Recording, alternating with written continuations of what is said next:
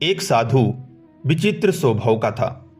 वह बोलता कम था, उसके बोलने का ढंग भी अजीब था। उनकी मांग सुनकर सब लोग हंसते थे, कोई चिढ़ जाता था तो कोई उसकी मांग सुनी अनसुनी कर अपने काम में जुट जाता था।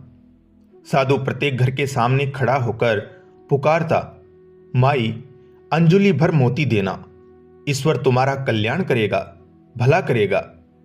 साधु की यह विचित्र मांग सुनकर स्त्रियां चकित हो उठती थी।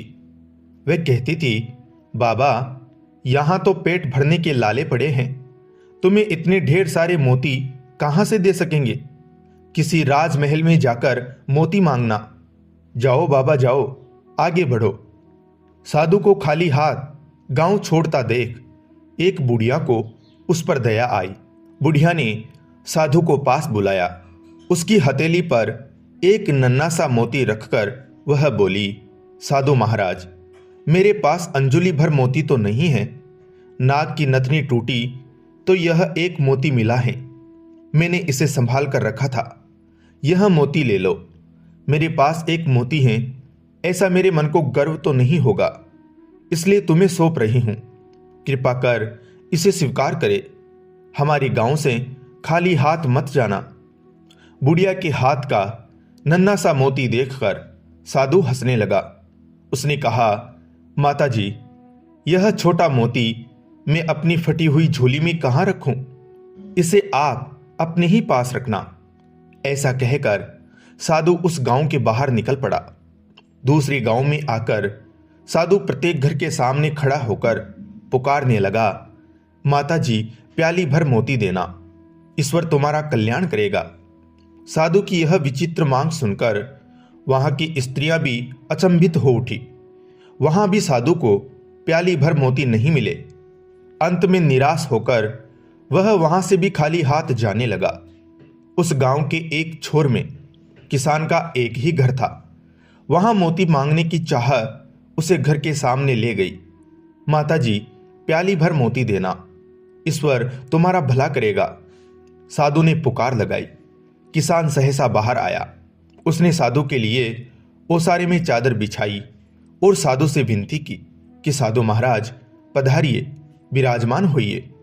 किसान ने साधु को प्रणाम किया और मुड़कर पत्नी को आवाज दी, लक्ष्मी बाहर साधु जी आए हैं, इनके दर्शन कर लो। किसान की पत्नी तुरंत बाहर आई। उसने साधु जी के पांव धोकर दर्शन किए। किसान ने कहा, देख लक्ष्मी, साधु जी बहुत भूखे हैं, इनके भोजन की तुरंत व्यवस्था करना। अंजुली भर मोती लेकर पीसना और उसकी रोटियां बनाना, तब तक मैं मोतियों की गागर लेकर आता हूं। ऐसा कहकर वह किसान खाली गागर लेकर घर के बाहर निकला। कुछ समय पश्चात किसान लौट आया। तब तक लक्ष्मी ने भोजन बनाकर तैयार कर रखा था। साधु ने पेट भर भोजन किया। वह प्रसन्न हुआ।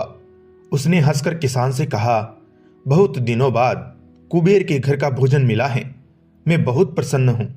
अब तुम्हारी याद आती रहे, इसलिए मुझे कान भर मोती देना।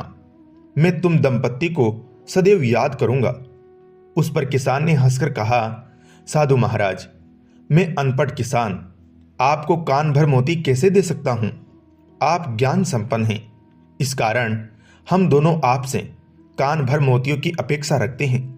साधु ने आंखें बंद कर कहा, नहीं किसान राजा, तुम अनपढ़ नहीं हो, तुम तो विद्वान हो।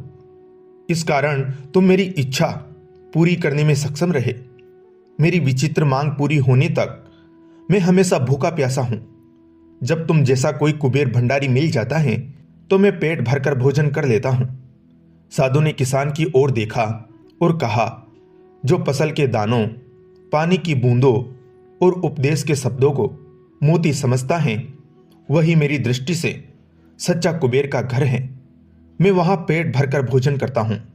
फिर वह भोजन दाल रोटी हो या चटनी रोटी, प्रसन्नता का नमक उसमें स्वाद भर देता है। जहां आतिथ्य का वास है वहां मुझे भोजन अवश्य मिल जाता है।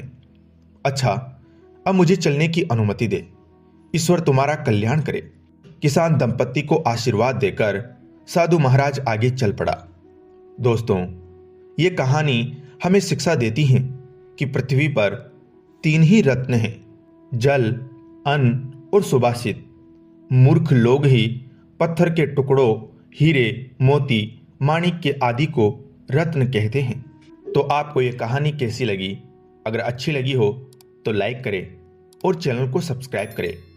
धन्यवाद दोस्तों।